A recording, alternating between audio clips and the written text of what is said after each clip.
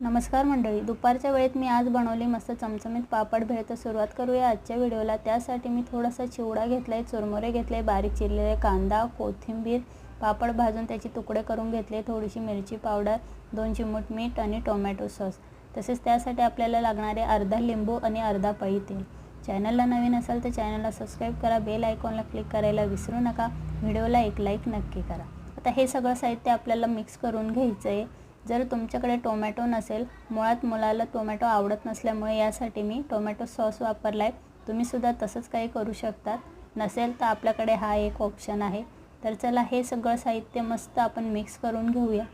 पूर्णपणे अर्धा लिंबू यामध्ये पिळून टाकायचं, त्यामुळे भेळला खूप मस्त अशी चव येते। तर गाड्यावरची भेळ खाण्यापेक्षा घरी बनवून खा, मस्त होते।